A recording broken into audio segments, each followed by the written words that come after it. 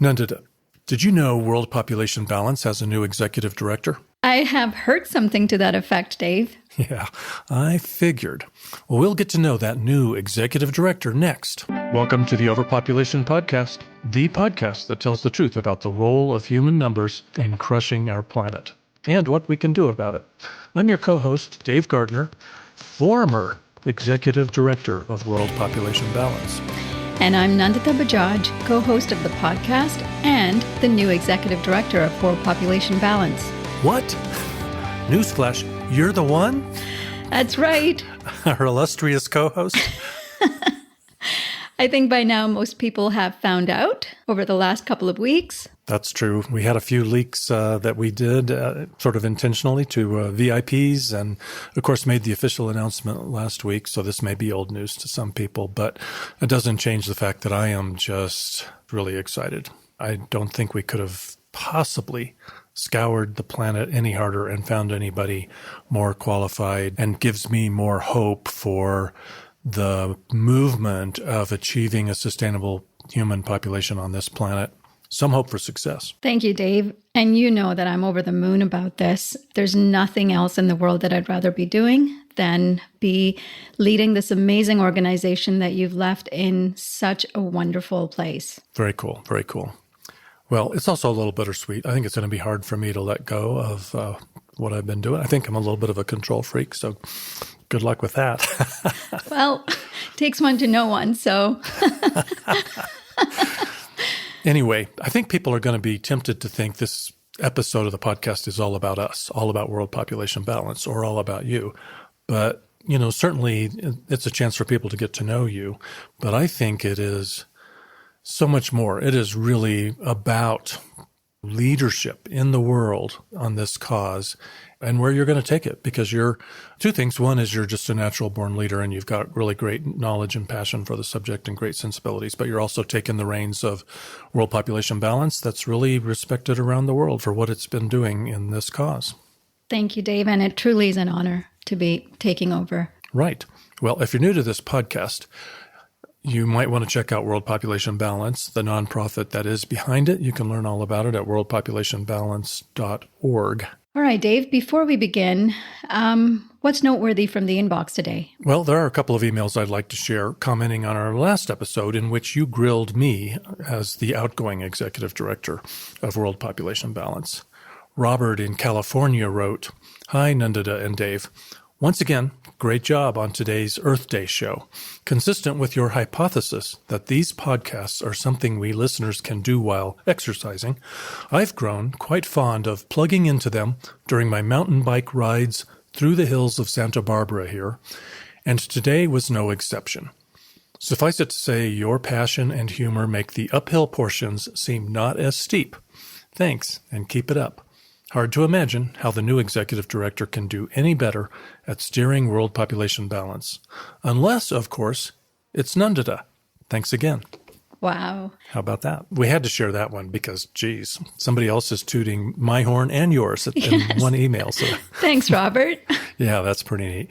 And how cool is it that we have another purpose for this podcast, which is to make your uphill mountain bike climbs that much easier. Proof is in the pudding, right? What we were saying about podcasts and the wonderful sense of humor that you bring to them, which I'm so glad that you will continue to do with me. Well, we'll see. We'll see if you can how long you can put up with me. We have one more short email I'd like to share. Another Californian, in this case, Pam, wrote, "Just listened to the last podcast. Thanks, Dave, for all you've done for the world and for Growth Busters and World Population Balance. I look forward to your stand-up routine. I've been thinking that we need a few comedians to promote our message." Well, that makes me and Pam, that'll definitely be rooting for you.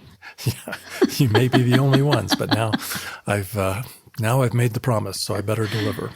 Let's say by New Year's. Let's see if I don't have a stand-up routine. Thanks so much for writing to us. As always, if you have any feedback or if there's a topic you would like to address on the podcast, send an email to podcast@worldpopulationbalance.org. All right. Well, now to the main event where we are going to turn the tables this episode and we are going to grill you, Nandita Bajaj, until you're well done, very well done. Well, as long as I am alongside a Beyond Meat vegan burger, I will take the challenge. It's so funny because when I said that, I knew she's gonna go there. She's gonna be thinking about what is Dave throwing on the grill, because you are a great advocate for plant-based diets. So thank you for that. Sure. Let's get on with it. Let's get to know the new executive director of World Population Balance. First of all, tell us, what are your intense passions in life? Well, Dave, the one that's been occupying my mind for, I'd say, the last 4 to 5 years is really the overpopulation issue. It's something I've been aware of for a long time, for about 15 years, but it's really over the last few years that I've become really passionate about it, and I've made it into my life's goal to advocating for a sustainable population and alerting people about the impacts of overpopulation on the planet. We already know about the environmental degradation, but how our increasing numbers are impinging on human rights, and animal protection. And, that's something that I really want to dedicate the rest of my life bringing attention to. And combined with that, I've become deeply interested in helping to liberating people from the pressures that they experience around having kids, and really allow people to make that decision for themselves, free from all types of psychological or social pressure, and to, have them make an informed decision about the impacts, the implications of having children on the planet. Yeah, you've talked about that a few times. You've hinted that you might even be able to just give us a whole episode where you really dig into that, and you could probably do it all on your own, because I think you have kind of what's for me a little bit of an unusual perspective about the tyranny of that social pressure. Right. Yeah, I see the two things, overpopulation and the social pressures to have children, whether it's from religion, whether it's from governments, family, corporations, media. It's so pervasive that it's almost like you're a fish in the water and you can't see water. And I feel that, that really prevents people, I know it was my personal experience, from making true, authentic decisions about examining, is it really their true desire to want to have children, or is it something that they think they should do because they're at a certain point in their lives? And, I think that ties quite intimately to the overpopulation issue, because, if that's something a lot of us are feeling pressured to do, then addressing overpopulation becomes an uphill battle, because it feels like you are trying to take away something from people that they think they should be doing. That may almost be an unexamined belief. Well, we certainly don't want it to be an uphill battle. That's not what you signed up for. Well, I'm going to be here for the long run, whatever it takes. Well, speaking of the long run, how long have you been aware of the amount of destructive pressure that humanity is putting on the planet? When did you first become aware of that? Yeah, I'm not sure, Dave, if I can pinpoint about when that shift in my awareness happened and how exactly, but I think there were a series of threads in my life growing up that have heavily informed my understanding and also my proclivity to social justice. I grew up in India until my late teens, so I had some level of subconscious awareness that life, as I had grown to see around me, was very unfair. There was and there continues to be a huge disparity in India based on socioeconomic class, gender, religion. I don't think I really understood just how massive some of those issues were. I was only a teenager when my family and I moved to Canada, and that was over 20 years ago. But I think it's more the juxtaposition of what I saw when I moved to Canada and what I got to experience, to see what a more stable, democratic society looks like. It really allowed me to reflect back and think about just how bad the situation was. I was so close to it. I mean, I didn't grow up in a terrible situation. My family was, not wealthy, but comfortable. So I fortunately did not get to experience a lot of the hardships that I saw people experiencing around me. But I definitely got a good dose of an understanding after moving here. And mind you, after being here for so many years, I've come to see many other sources of injustice here towards people, towards animals, even in rich nations. But, that's for a different conversation. Yeah, and we'll probably have to circle back to some of this at some point too. Was it immediately clear to you that human numbers played a role in those problems that you were observing, or was that a little bit later in life that you became aware of that?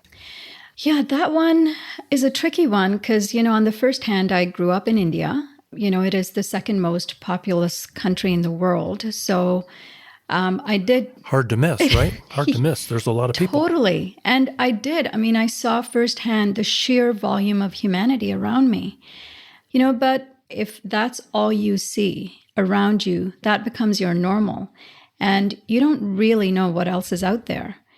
And you don't really see that as a problem, even though you see problems all around you. As I spoke about the disparity and the inequity and the suffering of the people that were living around me and the substandard living conditions that so many of the people were experiencing, again, due to the sheer volume of people. And that was a stark difference moving to Canada and looking at, how not very populated Canada seems. There are large swaths of empty land and, there's a lot more order in terms of how things are run. But in terms of making the true connection, it didn't really happen until I met Mike, my now husband, about 15 years ago. And as we were becoming more serious in our relationship, we started having conversations about next steps, the most important decisions. And he had studied world issues and environmental studies. And, he had made a decision early on in his life that he was not going to have kids, even before meeting me. And, for him, it was really about addressing overpopulation. So, I'm sure we'll get into this a little bit more later, but that was for me a watershed moment because when we both met, we were both heavily interested in social justice issues and environmental advocacy. And, for some reason, I had failed to make the connection that human overpopulation is one of the biggest social justice issues that we are experiencing, at this time. So you've shared a little bit about your background, but you've had a pretty varied background. In fact, kind of done an about face. Didn't you start out professionally as an aerospace engineer? I was, right after high school, I was trying to figure out what I wanted to do. And I was, at that time, really fascinated by airplanes and spacecraft and space travel. And I happened to be good at math and science. So I decided to pursue a career in, something that combined both of those. And aerospace engineering was an amazing program that was available at a local university here. So I decided to study that. And it was fascinating and interesting, and I ended up working in an aerospace corporation for a few years, only to realize that, it wasn't really what I was looking for. I think it was more of a whim that I had when I was younger that, airplanes are cool, so let's go and study more about that. But I think as I started becoming more aware of social issues around me, I started to really find working in engineering wasn't really doing it for me. And so as you said, I've changed careers a couple of times. I went back to school, got a teaching degree, and I taught math and physics for about 7 years. Again, really, really enjoyed it. Loved being with students. And it was definitely closer to, what I wanted to do. It was a lot more satisfying as a career. And I think same thing is, as I keep evolving, my interests are evolving and I want to do something, get closer to something deeper, a deeper yearning that I have to make a difference. And so I moved into nonprofit management in an independent school, working in administration. And that's what I've been doing for the last 5 years. And again, that's been fascinating and very interesting. And I've, loved what I've done so far. But I feel that with each career change that I've done, I've come closer to realizing what my purpose is, to finally ending up here, which... Ready to save the planet. Which is, I think, what I was meant to do all along. This is what it feels like if I look back at, the last 15 years of my life and everything that I've been working towards. It feels like I was preparing myself for this moment. That's cool. So that makes me think it wasn't a difficult decision then to decide to step into a leadership role in the sustainable population movement. Was it hard to make that choice? Not at all. It was actually the opposite. I've actually felt there's been, a level of synchronicity at play here. Like I said, all of these different careers, I just felt they were wonderful at the time I was doing them. But by the end of it, I just felt like it wasn't quite it. I needed to be more involved as an advocate, as an educator, to be making real difference in society and making things better for people, for animals, for the planet. And all of the different things that I did were helping in some small little way. But then I found this job opportunity come up. And, this is something that I've been delving quite deeply into for the last 4 or 5 years, is becoming increasingly more interested in raising awareness about the overpopulation issue, including, starting my graduate degree a few years ago at the Institute for Humane Education, where I've done a deep dive into overpopulation and looking at the issue of overpopulation from, this intersectional lens of how it impacts human rights, animal protection, environmental preservation. And as you know, it was through that program that I came to you, looking for some real life experience in the field as an intern. And, and then the job opportunity came up and I felt like there was providence at play or something trying to, the universe conspiring to line all of this up. Yeah, I just love it when the planets align like that. Yeah. It was like no head scratching was necessary. That's what it feels like. It feels effortless. And I feel like I'm exactly where I'm supposed to be at a time, when I feel ready for it, at a time when you feel, you've given so much to the organization and you feel ready to pull back a little bit. It just really felt like things fell into place and I'm thrilled. That's great. All right. So let's talk about the issue a little bit. What needs to be happening in the world to bring human numbers back to a sustainable level? And what's keeping that from happening? And what do you hope to do about that? In 30 words or less. Oh, that's such an easy one. I don't even need 30 words. There's just, one answer. You take care of capitalism, get rid of greed, patriarchy, speciesism, xenophobia, religious pressures, social pressures, pronatalism, and on and on. Well, then what are you going to do next month? Exactly. I think if you could just tone all those down a little bit, we'd be in a good place. So that's it. Problem solved. I mean, I don't know, in all seriousness, I don't know exactly how to answer that. There are so many different approaches to addressing the overpopulation issue. And, so many different incredible organizations are handling the issue in unique and creative ways. And if there's one thing we know about overpopulation is that it's a multifaceted issue. There's no one solution, really. So depending on where you are, you'll have to use a different framework, a different approach to help people understand the issue and help people, move towards, solving the issue. I mean, we know, even being in the same country, 2 different states or provinces or towns or villages will respond very differently to this issue. And my sense is in my particular sphere of influence, where I'm surrounded by more progressive, social justice-minded folks, I think the discussion for me would need to be centered around reproductive responsibility. What are the implications of having a child today for the child who is inheriting this mess, for the animals that are being displaced by that choice, for other vulnerable people who are becoming climate refugees, for example, and so on. So I think that would be the conversation I'd like to have more of, especially given, where we're trying to have the most influence, which is in North America. Well, you brought up reproductive responsibility. Makes me think maybe I should give you a chance to talk a little bit about reproductive rights, reproductive justice, and reproductive responsibility, which is a phrase you don't hear very often. Is it fair to ask for your thoughts on that, or do we need another entire episode to deal with that? I'd be happy to share a few thoughts. I'm definitely not a scholar on the issue, but... Oh, thank goodness. Then you couldn't be a podcast co-host.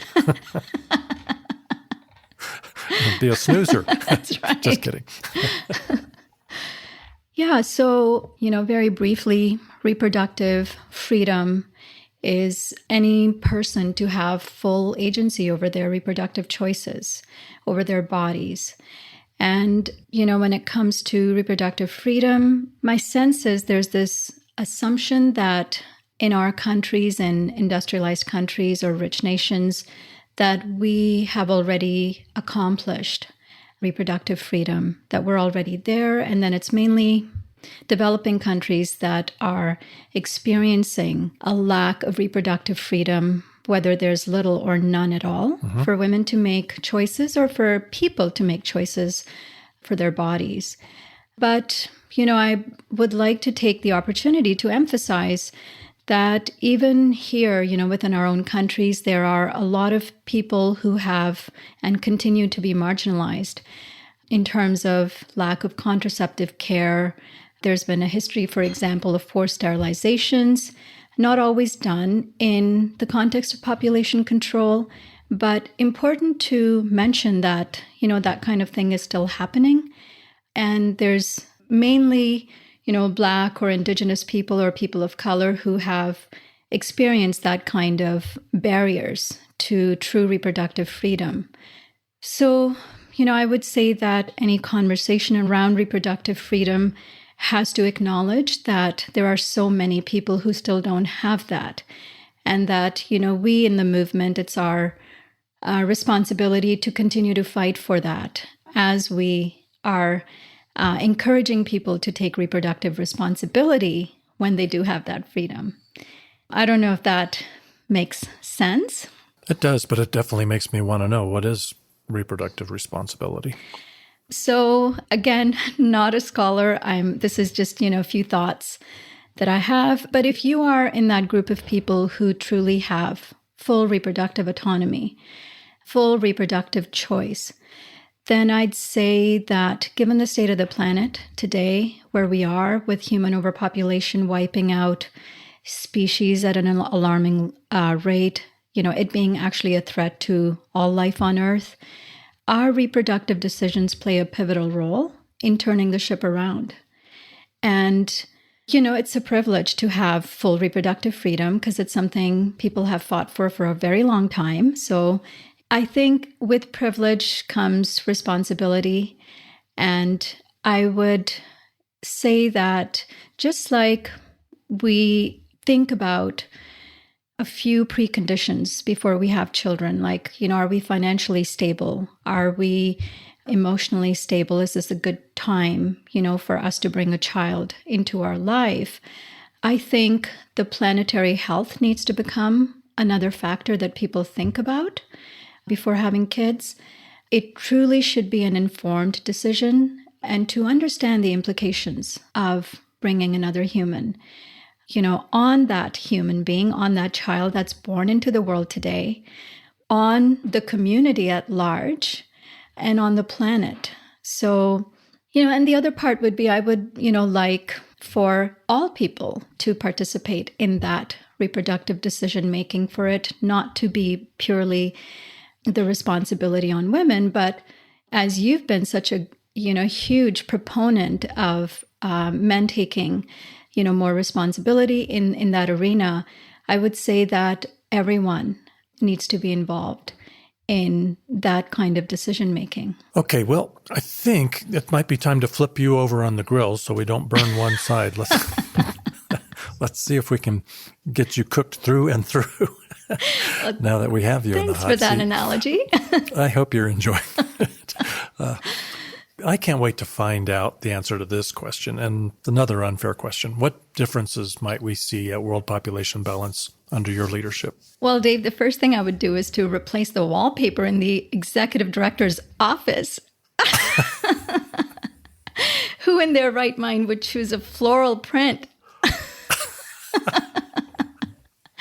Well, which wing of the executive office are you talking about? It's the corner unit.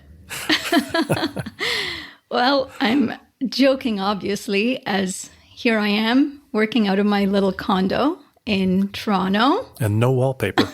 No wallpaper. But, it makes me think that looking back at the history of world population balance, when it started with Dave Paxson, he was mainly working in Minneapolis. Mm-hmm. And then you took over the reins about 6 years ago, and you were no longer doing local work. You were in Colorado Springs, and you were suddenly expanding the reach that you were having with your work, especially, with podcasts reaching people all around the world.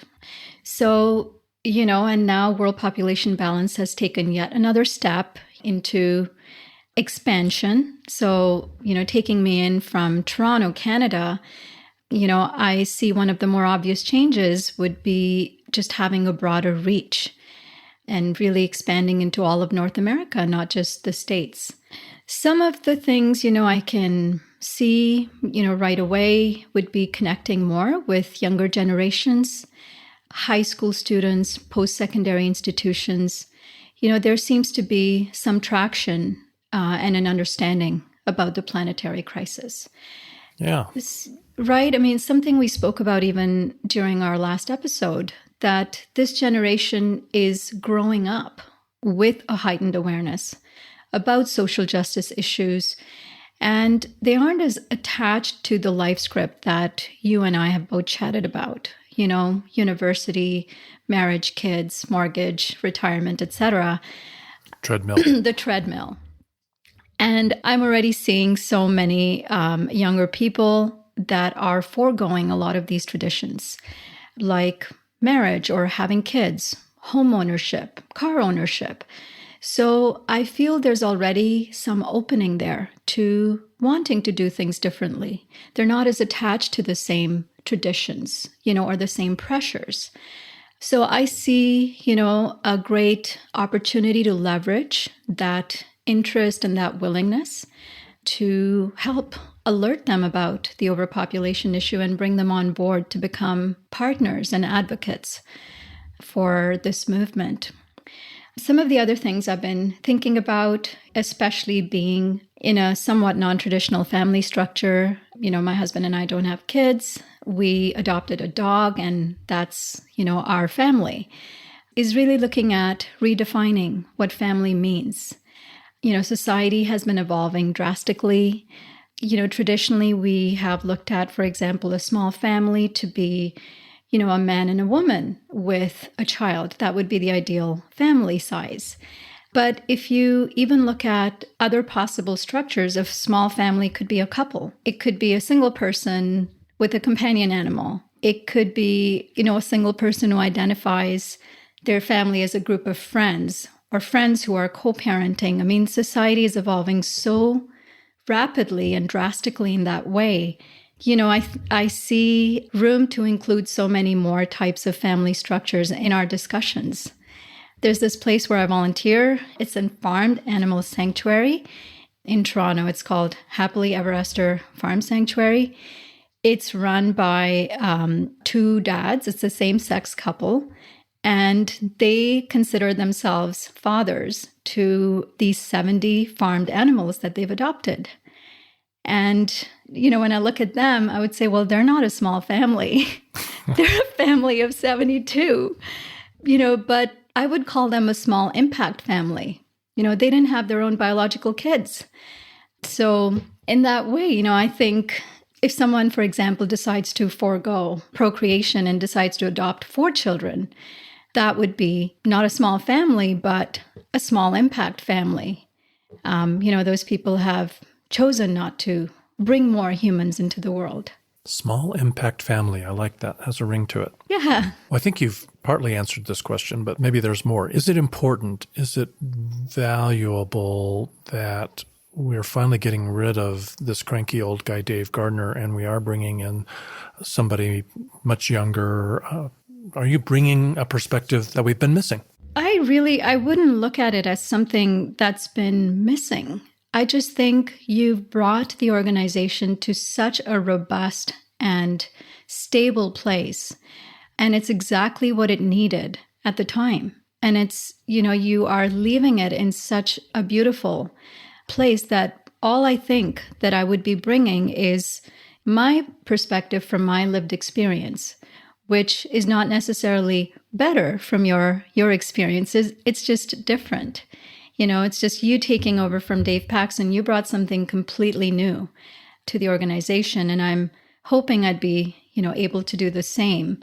And the other thing I think I bring, again, partly due to my most recent experiences and education with my grad program at the Institute for Humane Education, I've kind of learned to look through this lens of, the 3 pillars of humane education. And it's the kind of thing, once you learn it, you can't unlearn it. It becomes a part of you, is to look at all these issues from the interconnectivity between human rights, animal protection, environmental preservation, and how they truly are an interconnected web.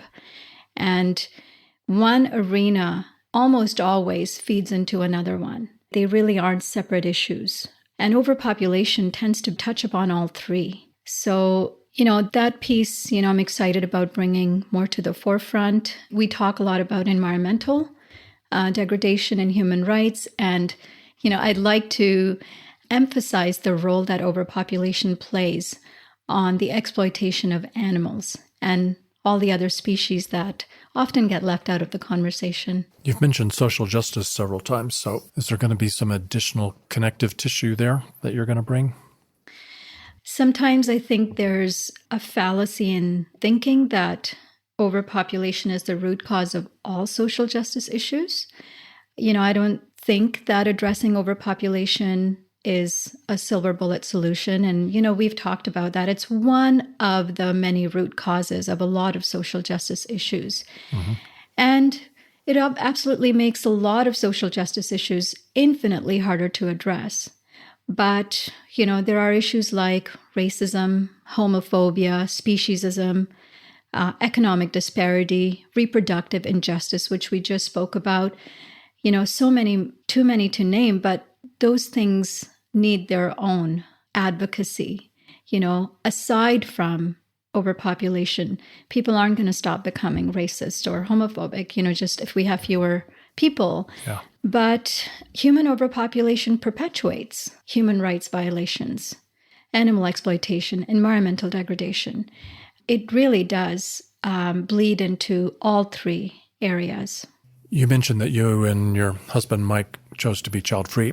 Really, that's the ultimate, the most minimalist lifestyle decision you can make right there. But you also are minimalists in other ways, right? Tell us a little bit about that. Yeah, the child-free one was an interesting one. When Mike and I met, I was on this treadmill path myself, Dave, kind of like you, where I had imagined that I would go on to have 2 kids because that's what the norm was.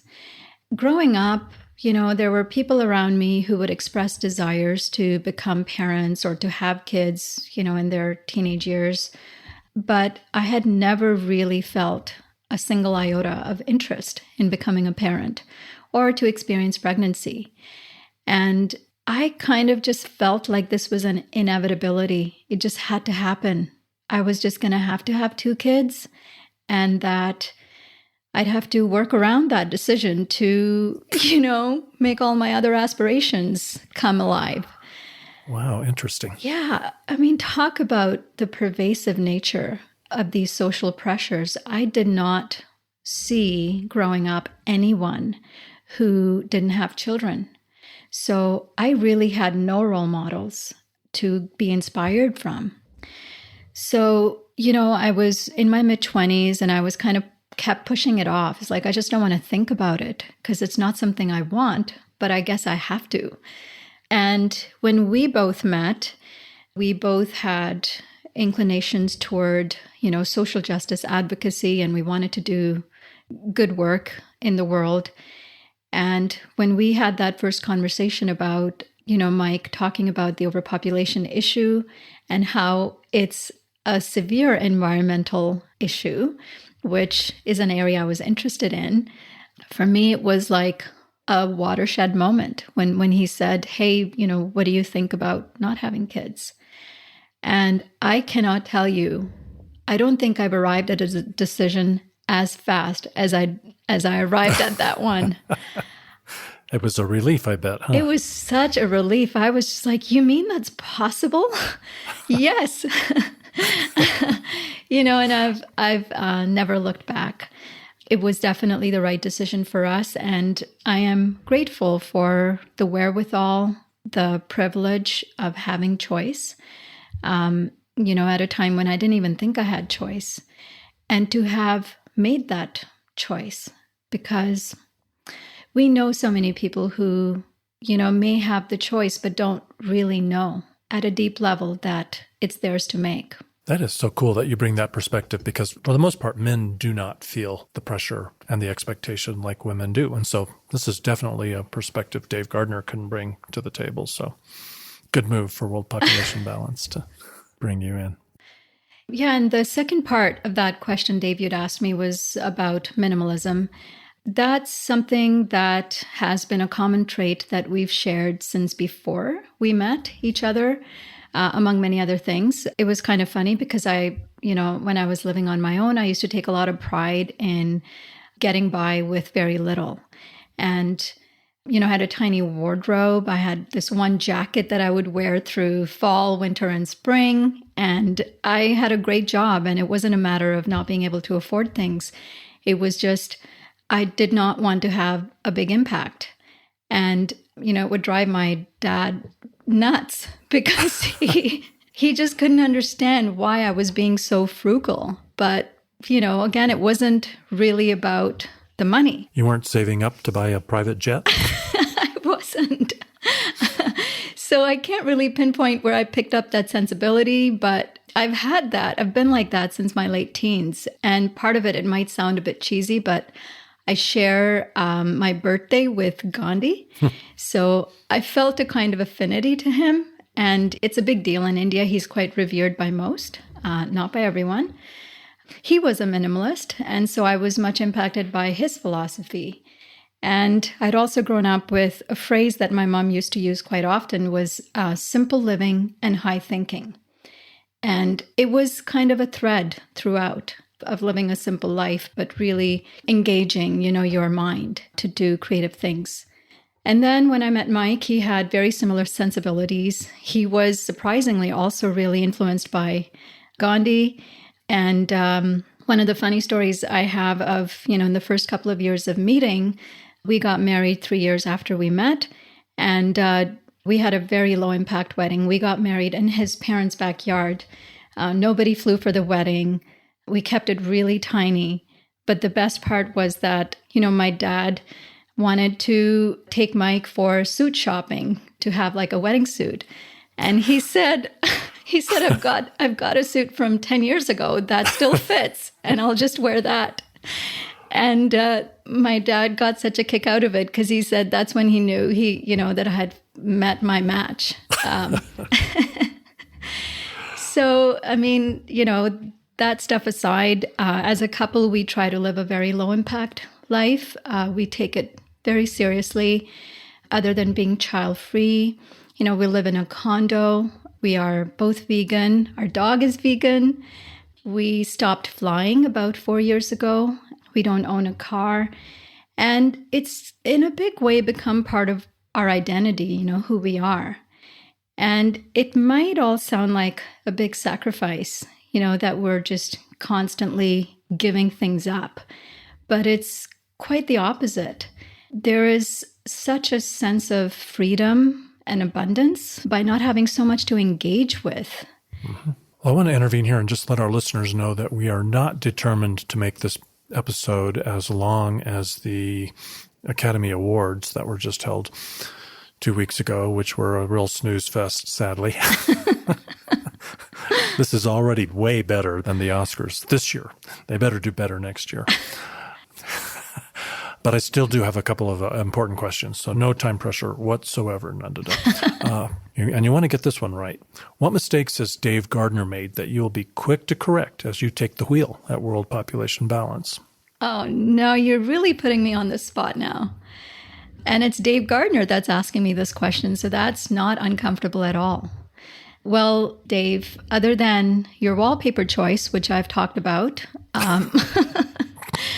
it's a little awkward to do this on air, but I think the podcast will be the next thing to go. In fact, this might be our last one, everyone. OMG. We are just kidding, of course. Dave's podcasts have been the best part about world population balance, and it's what brought me in. And I'm a poster child for the podcast. I was a fan of your podcast for so many years, and now I'm the executive director. So you've done such an exceptional job at bringing world population balance to where it is. And I actually feel privileged and honored to be taking this over from you and to be filling your shoes. And I really don't think there are any mistakes that need to be corrected. As I spoke earlier, I think I'll just be building on this incredible momentum that you've created. And it'll just be an evolution. Well, I don't have to remind you that I'm out, you're in, and you don't have to schmooze me anymore. Well, but thanks for the kind words that you have said. Going forward, so if you're not going to cancel the podcast, at least not anytime soon, are there some interviews that you would really like to see us do? I mean, this is something I think about all the time. Ever since I started co-hosting with you is, who could be the next guest? So I've got a couple of ideas. One is Zoe Weil. She is the co-founder and the president of the Institute for Humane Education, which is, where I'm doing my grad studies. But she is a big reason why I was able to take such a deep dive into overpopulation and even offer a graduate level course on the subject. She gets it. She gets, the overpopulation issue and the impacts on, all of the different areas on the planet. And she was featured in 8 Billion Angels. So, she could be a fun interview to have. Cool. I mean, we've talked about Louis C. Hoyos. He's done a couple of cool films, The Cove, Racing Extinction with Leilani Munter. Mm-hmm. And Leilani would be a cool one to have. Yeah. And, given that they've worked together, I'd love to know where Louis stands on this, on the topic of overpopulation. Eileen Christ would be an incredible one. Yeah. She co-edited the book Life on the Brink. She's a great overpopulation or sustainable population advocate. Yeah. And I was thinking, Kimberly Nicholas and Seth Wines, they, came up with this beautiful graphic and the Lund study that became so popular. Like their stuff is used everywhere.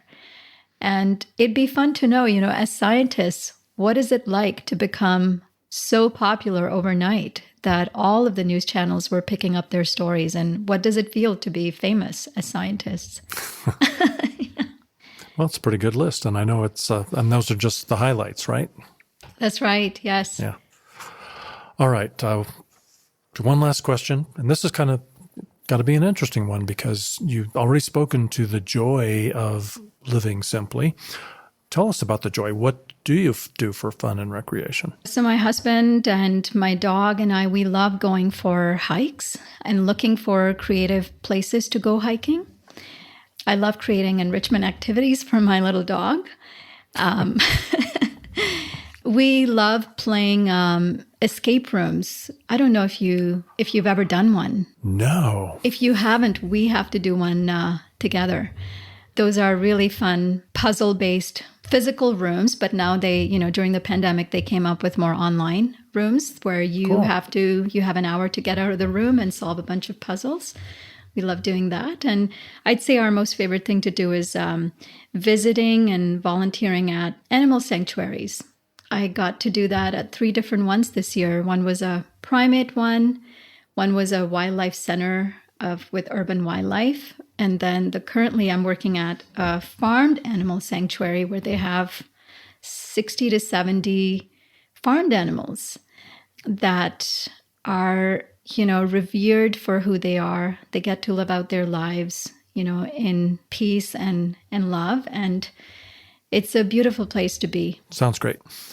Well, it's been a pleasure to have this chance to get to know you a little better. Obviously, I've had a little bit of the inside track because we've been plotting and planning and interviewing and transitioning for a couple of months now, plus the internship. So it's been a real pleasure to get to know you, Nandita. Even though it's hard for me as the outgoing executive director to let go, gosh, if we hadn't found you, I don't know, you'd probably be having to pry world population balance out of my cold, dead hands. And you won't have to, because I'm just so excited about what you bring to the table. So congratulations and thanks for stepping up. Thank you so much, Dave. And I'm excited that I continue to work with you, that you, in fact, aren't going anywhere. And, it's something that I've loved doing over the last 6 months is, getting to co-host these podcasts with you. And we continue to do that work together. So thrilled to be here. Thank you for welcoming me. It'll be a wild ride. Well, as we wrap up, we do like to close with an inspirational quote. Yeah, and I have a good one to share today. This one is from one of my favorite authors, Eileen Christ, from her latest book, Abundant Earth, Toward an Ecological Civilization. I like to envision human supremacy as a baton that's been handed forward for millennia. From the Neolithic village to classical antiquity, to Judeo-Christian and Muslim cultures, to our modern mechanistic era. By coming to understand this past, we can begin to understand that our current struggle isn't simply to expedite an energy transition, to save some acres and wildlife here and there, or even to stave off the extinction of Homo sapiens. To put it accurately, our struggle is to change the course of history, to break with our history, to drop the baton. Wow. I definitely want to say something about that, because when you first started it, human supremacy just sort of jumped out at me, and I thought, what? Eileen Christ thinks that we're supreme? So if anyone was listening and they were riding their mountain bike uphill and maybe paying more attention to the terrain than to what you just said, I want to make sure that they, hit the rewind button and play that again, because Eileen Christ is saying we need to drop the baton. That's such a cool metaphor. It's time to stop passing that baton, huh? She has a way with words, doesn't she? It's just, I was looking through quotes and one after another, it's just poetic. But yeah, it's such an interesting way of looking at the work we need to be doing, is not to have these Band-Aid stopgap measures to fix this one thing here and save, a little bit of wildlife here.